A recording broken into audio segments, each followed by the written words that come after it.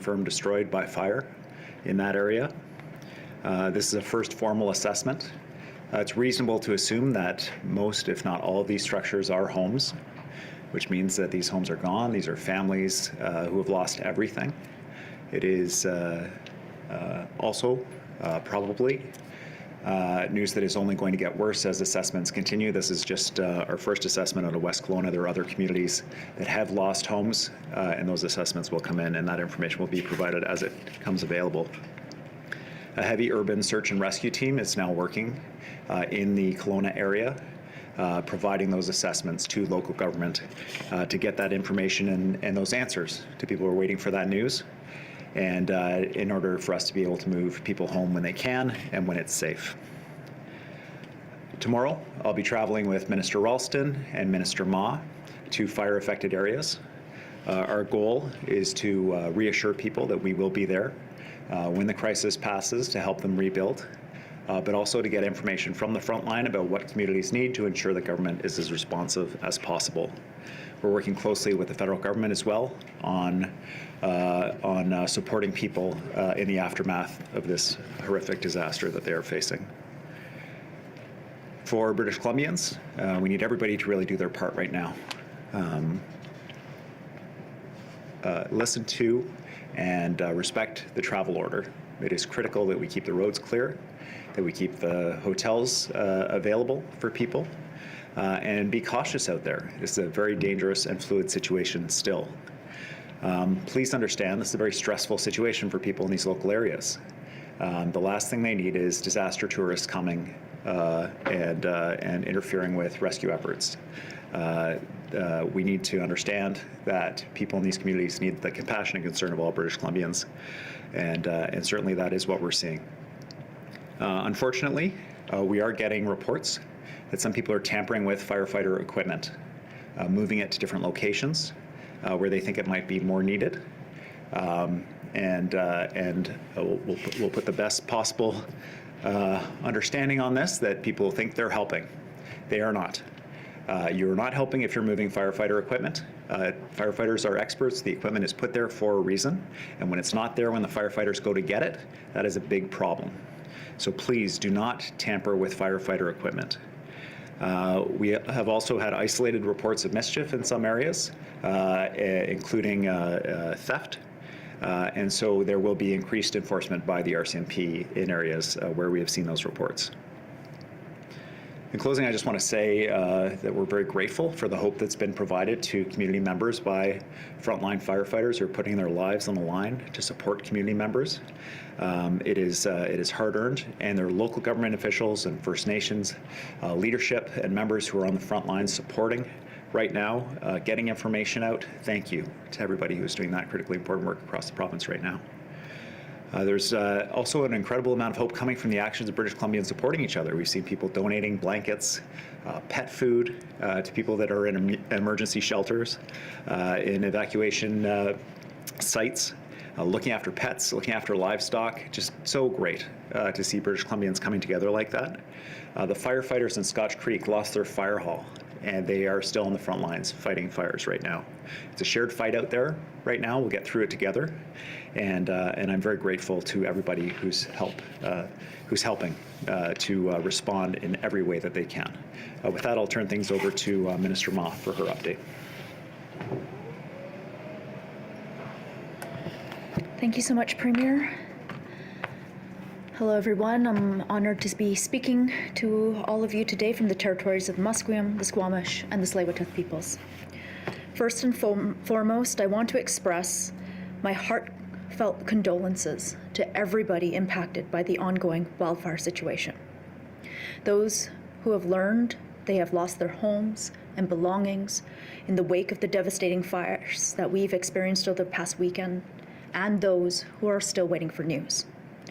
The pain, the sorrow, the uncertainty that you must be feeling is immeasurable, and I want you to know that we are with you during this incredibly difficult time.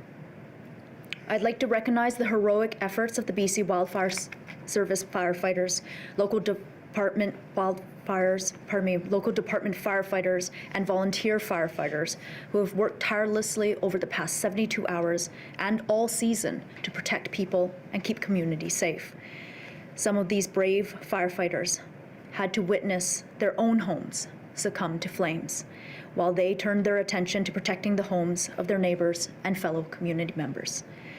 To go through that emotional toil while selflessly protecting the homes of their neighbors and community members speaks to the character of our firefighting community.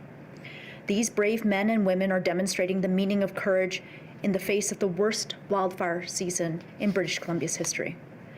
I'd also like to acknowledge our RCMP officers, emergency management personnel, emergency support services personnel and volunteers, healthcare professionals for working throughout the weekend to protect people.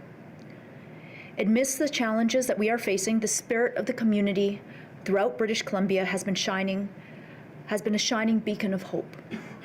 The stories I've heard of the generosity and compassion provided to support people and families has been inspiring. People have opened their hearts and their homes to their neighbors.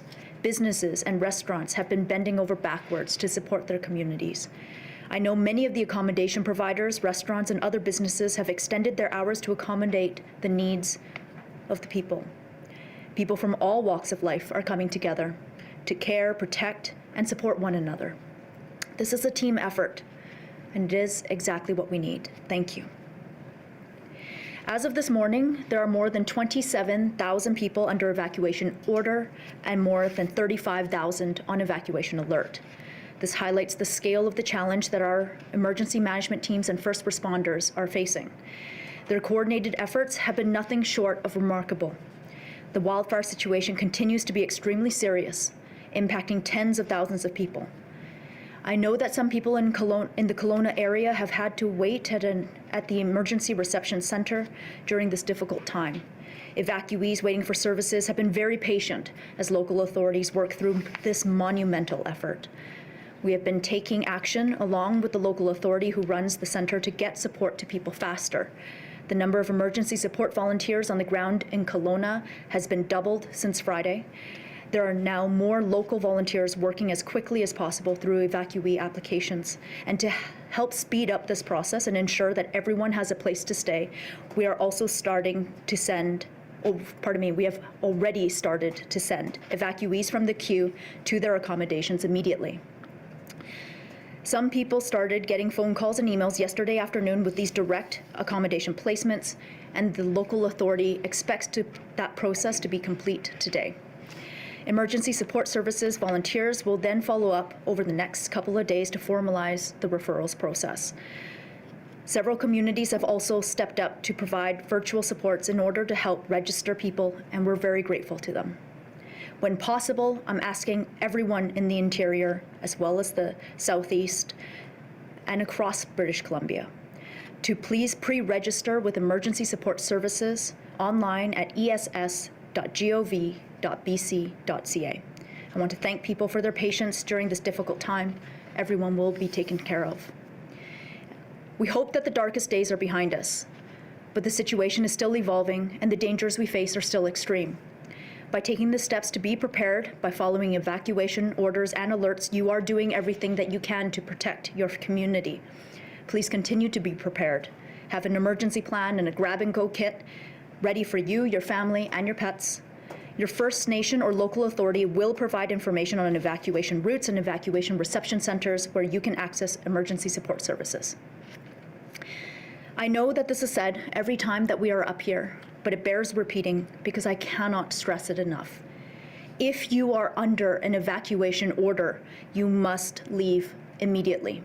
This isn't a suggestion, it is the law. You may think that you are helping yourself or your neighbors by staying behind or supporting individuals who are staying behind with food or supply runs, but you are not. You're making a highly dangerous situation even more dangerous for everyone involved. I want to thank everybody who has been heeding the evacuation orders and leaving in a safe and orderly manner. But for those who are not, heed this call. Leave. Do not stay behind. On Friday, we declared a provincial state of emergency given the severe and fast-changing circumstances that we are in. This declaration gives the province extraordinary powers to keep people, communities, and first responders safe. And on Saturday, we issued an order to restrict travel to a number of communities in the Okanagan for the purposes of staying at short-term accommodation. We need hotel and motel rooms available for people and families that have been forced to evacuate, and for our frontline responders as well.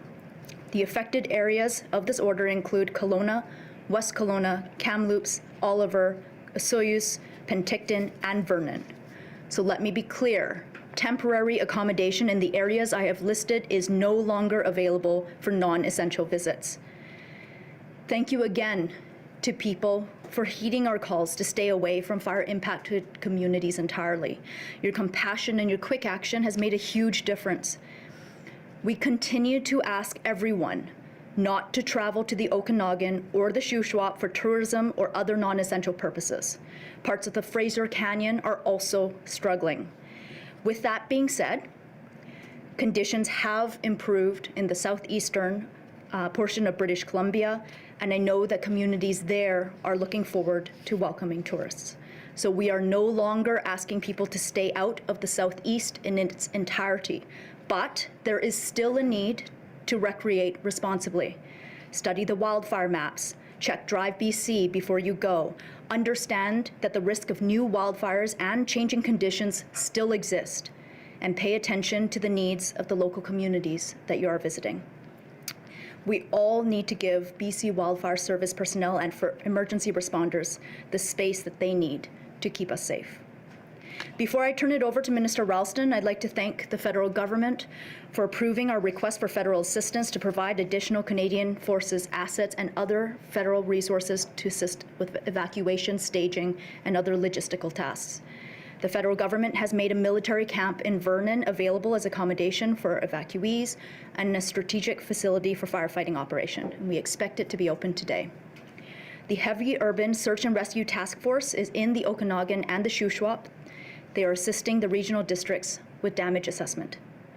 I would also like to thank the Silcoteen National Government for proactively opening a group lodging center in Brisk Creek to accommodate their members and Indigenous peoples across the province as needed.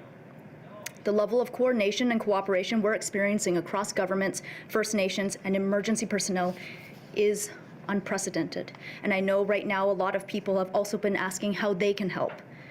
The outpouring of support from food banks, community organizations, and non-governmental organizations has been nothing short of amazing and inspiring. The Canadian Red Cross and United Way, British Columbia, are among several organizations that have joined this effort. Additionally, the BC SPCA is providing emergency boarding for pets of evacuees and has pet food and supplies available for those in need. To view a list of other registered charities that are helping to collect donations, please visit canadahelps.org. Thank you, and I will now turn it over to Minister Ralston. Great. Thank you, Minister Ma. Good afternoon, everyone. I'm Bruce Ralston, Minister of Forests. I'm honored to be here on the territory of the Musqueam, Squamish, and Tsleil-Waututh peoples. Let me echo the words of the Premier and Minister Ma. My thoughts are with every person and family impacted by the wildfire situation. Our priority is keeping people safe and responding to the emergency. I too wish to thank all those fighting the fires and recognize their tremendous work. These last few days have been the most difficult days fighting wildfires in BC's history. While we have experienced great loss, the homes and communities saved this weekend in the face of grave threats is a testament to the skill and determination of all those working to fight those fires. To have your community, your home, under threat of fire is extremely stressful and challenging. That said, we have had reports, and the Premier mentioned this, we've had reports of some members of the public taking or moving fire equipment. This is not acceptable under any circumstances. When someone takes or moves fire equipment, they put their community and their neighbors at risk. Our first responders are literally putting their lives on the line to protect people's homes and livelihoods. They should not have to be concerned about whether their equipment will be there when they need it. I know the overwhelming majority of people are doing their very best to support fire crews. I implore the others to stop, consider the needs of the families, businesses, and communities that they endanger by interfering with the firefighting effort. Again, I know that almost everyone is taking the actions needed to keep our firefighters safe. And I know many thousands of people are making deep sacrifices. Whether you are immediately impacted by an evacuation order or alert, or were anxiously checking on loved ones in impacted areas. It has been a long, stressful wildfire season for too many, and our hearts are with the people, communities, and First Nations impacted. We are doing everything we can and using every resource available to ensure people in British Columbia are kept safe in communities across British Columbia, in Shuswap, Central and South Okanagan, the Fraser Canyon, the North, the Southeast, and more. I know Cliff and the BC Wildfire Service can speak to how resources are deployed to tactically take on the fire situation. There are currently 386 wildfires burning across BC. 14 of those are fires of note. We continue to have approximately 3,500 personnel directly engaged in wildfire response efforts across the province. They are joined by hundreds of members of municipal fire departments assisting with structural protection and defense. There are now more than 652 structural firefighters deployed in coordination with the BC Wildfire Service right now. This is a record number for joint wildland and structural firefighting response in this province. I'm also pleased to update that on Wednesday this week, 100 additional Mexican firefighters will arrive in BC. And in the days following, 200 South African personnel will arrive to assist in local firefighting efforts. Australia is once again stepping up to support with 18 specialized single resources, such as division supervisors, equipment branch directors, and helicopter coordinators. We are immensely grateful to all our partners who continue to show up when we need them most. I know that the workload is challenging, but I am confident we have exactly the right people in place to manage this response. I'd also like to thank the federal government for making the military camp in Vernon available as accommodation for evacuees and a strategic facility for firefighting operations. Although the road ahead is still immensely challenging, we are fortunate that the weather forecast is more positive for most areas. There's also some rain possible for southern British Columbia in the coming days. Although it won't be the days of solid rain that we really need, it may be enough to allow fire crews to make more headway on the fires. Cooler temperatures, some rain, and less wind in the forecast, we remain hopeful while we continue to prepare for difficult conditions. I'd like to finish with a brief message to everyone on the fire line and everyone involved in this huge effort, from our wildfire crews to the contractors and the municipal firefighters from around BC. I know you are tired. The days have been long. The work is exhausting and demanding, and the fire season isn't even close to being over yet. On behalf of the people of British Columbia, let me say, we support you. We are thankful for the heroic work you're doing, and we continue to be grateful for your unwavering commitment to keeping people safe. Thank you. And now I'll turn it over to Cliff Chapman. Thank you, Minister Ralston, Premier and Minister Ma. My name is Cliff Chapman. I'm the Director of Provincial Operations for BC Wildfire Service. I'm honored to join you today from the traditional territory of the Tk'emlúps de Secwépemc, where I live and work today out of the Provincial Wildfire Coordination Center in Kamloops, BC. I would also like to extend my empathy and the organization's empathy and understanding of the anxiety and stress that is inherent with fires that are impacting communities. We know that it is stressful. We know that you need information.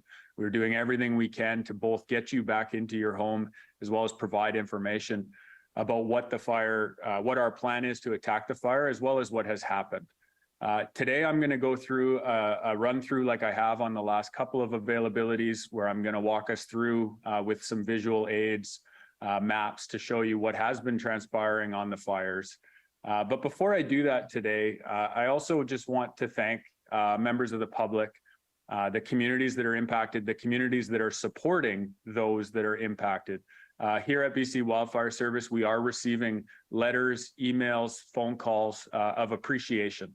And I know that's happening locally within our fire camps as well, and even at gas stations when our crews are filling up their trucks. You have no idea how much this means to our organization and the people who are working in it.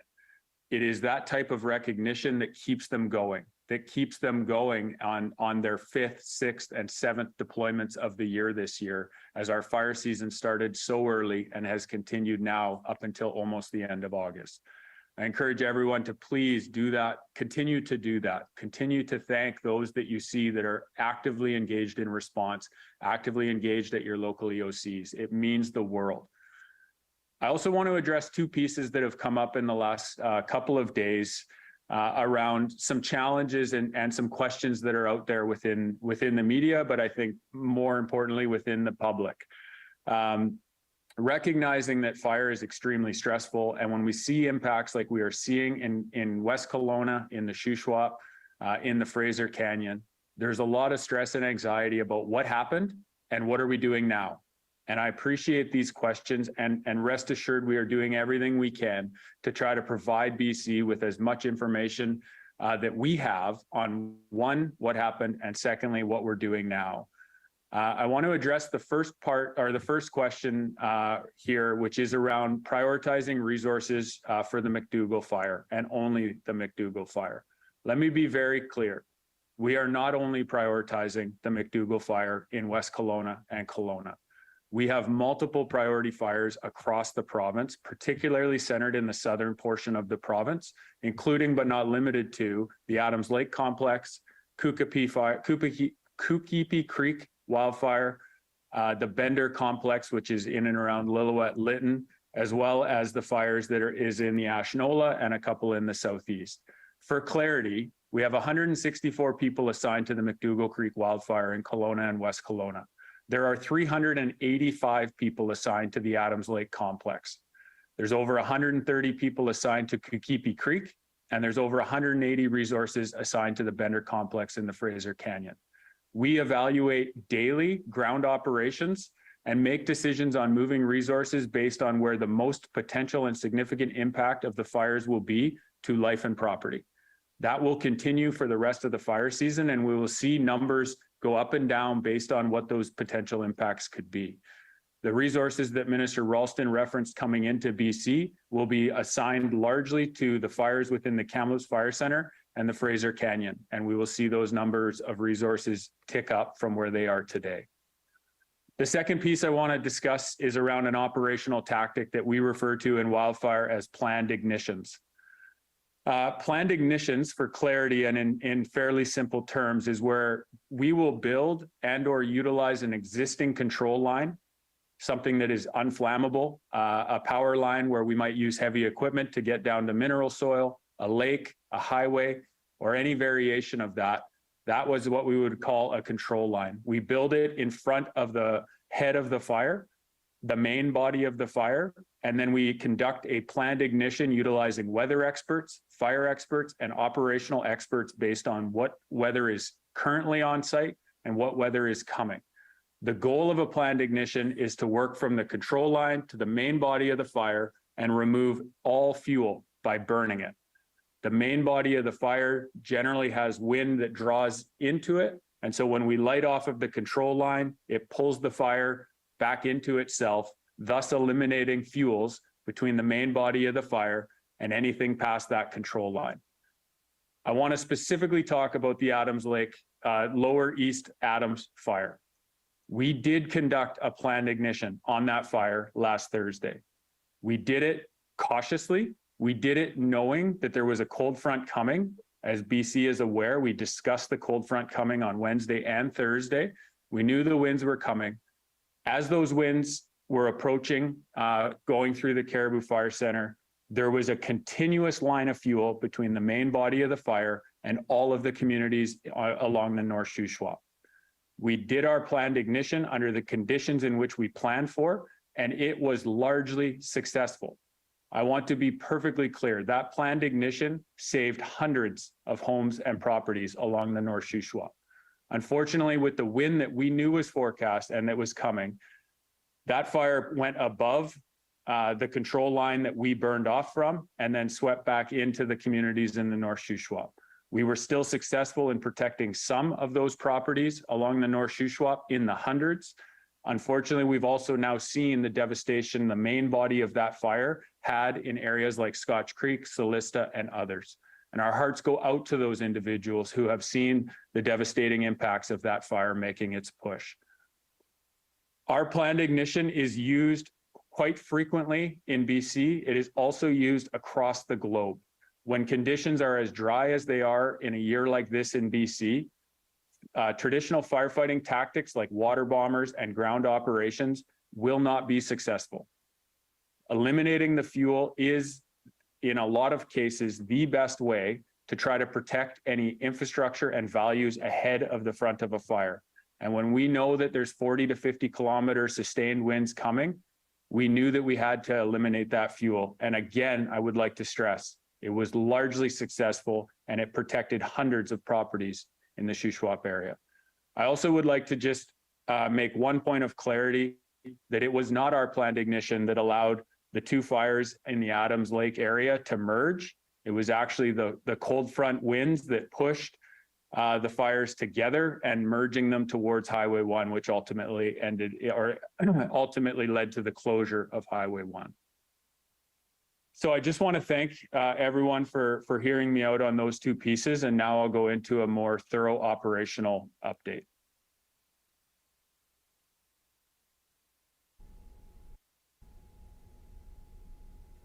We've been listening in there to an update from officials in British Columbia. That update coming to us from Vancouver. We heard there from the BC Premier, David Eby, and a number of other officials as well, giving an update on that situation. A few things of note that we heard.